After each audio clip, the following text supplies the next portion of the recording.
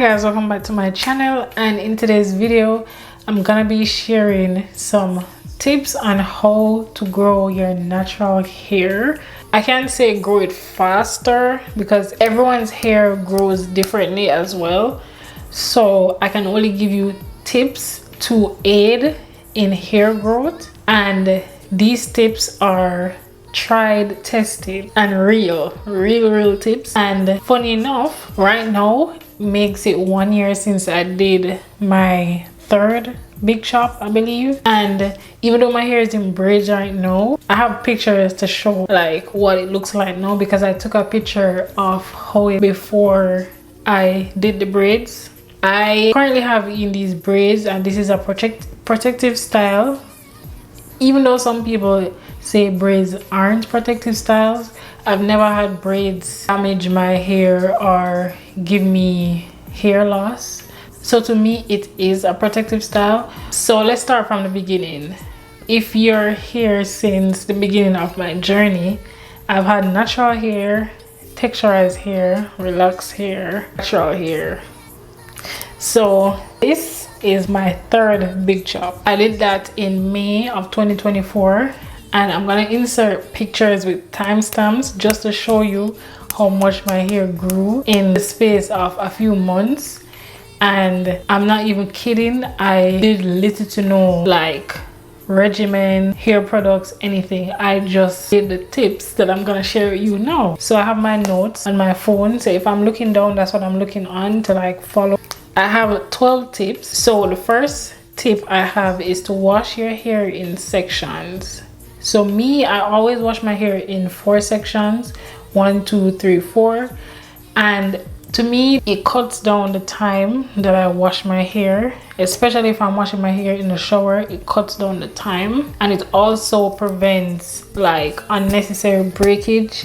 Instead of like going with the comb and doing all like it cuts out all that breakage, and it gives you a way to go through each section, and you are touching and hitting every section of your hair. You're not missing a spot.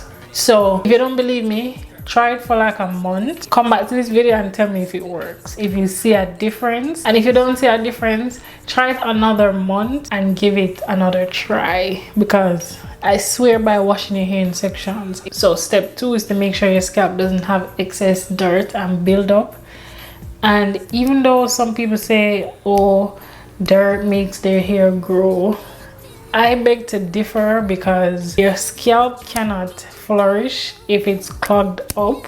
And once there's a lot of buildup on your hair, the shaft, it prevents moisture from getting into the hair, and then no moisture means breakage, which means your hair is just gonna be stuck at one length. You're not retaining length, but you're constantly breaking off any form of growth that you have. So for people who go to the gym and exercise regularly, I think for them, they should probably wash your hair every week. Even though for me, I don't wash my hair every week, I wash it every 2 weeks, because that is what works best for my hair. Tip 3, I do regular protective styles. And yes, there is something called protective styles. Even though people say braids, anything with extensions is not protective style, because it's actually still damaging your hair. But I believe it's the way how you do the style. For me, I have braids. I pay attention to my hair underneath, so when I'm putting in the braids, I pay attention to how my hair is braided in. I avoid trying to leave the ends out at all costs. I don't go in and do all of that, because that's not protecting the hair. If you're gonna be trimming off the little flyaways, that's not protecting the hair. And then when you take it down, you have choppy ends and split ends all along your shafts. So my suggestion is to do protective style, actual protective styles.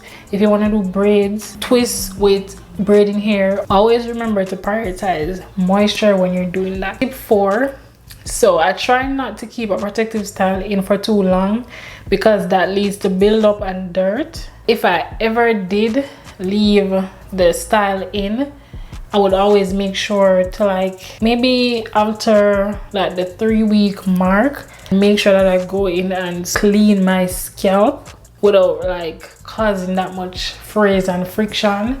And I also always clean my edges. Even at the end of the night, if I'm wearing makeup or anything, I always bring the cleanser into my edges, because that also helps to like preserve the style, instead of having to excessively be doing your edges with the same thing over and over, layer on layers. It's not gonna help.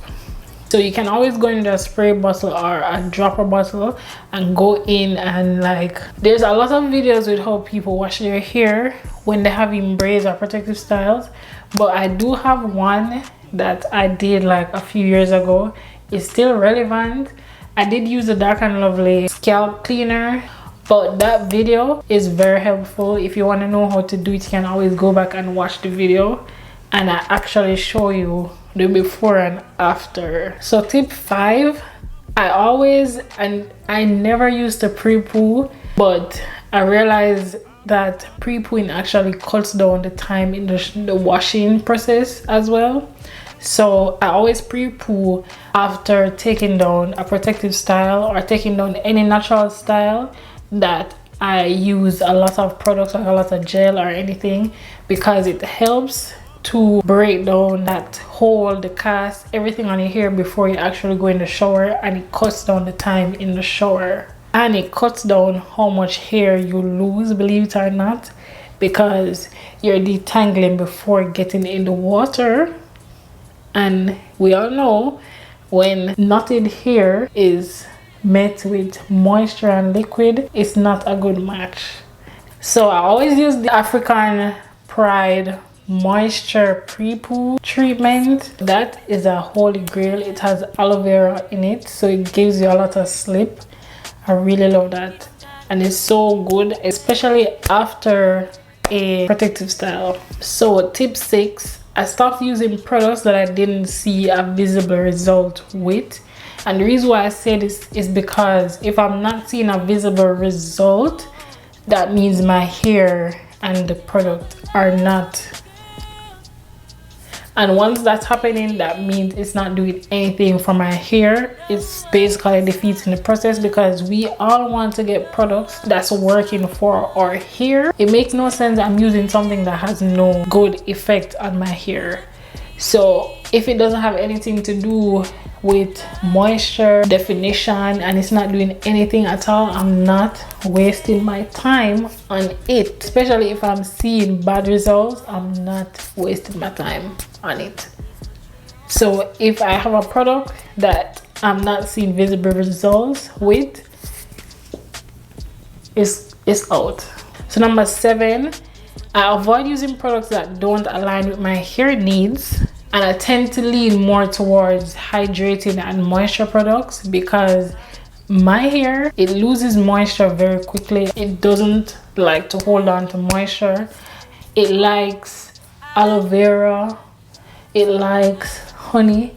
Anything hydrating my hair, eats that up. I always tend to go towards those products. Right now, I don't see a need to focus on bond building products, protein treatment products, because right now my hair reacts better to hydrating products, because protein is very finicky, especially when you're just doing it blindly. So I don't play around with that. So I only give my hair what it needs. I see that it loses moisture over time, so I tend to focus on products that cater to hydration. Tip number 8, I don't use a lot of products when I'm styling. If I'm doing a wash and go, it's leaving oil or some sort of sealant and the gel. Or if I'm doing a braid out or a twist out, it's leaving some sort of sealant and a cream. And then I use a minimal amount of gel just for hold and frizz control. But apart from that, I'm not going to be stacking products. I don't think I need to use more than 3 products. 2 sometimes, to be honest.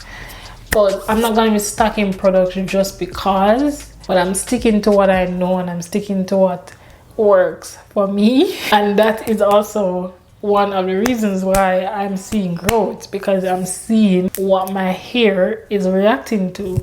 I'm paying close attention to how my hair reacts to certain products. Number 9, I don't air dry after wash day.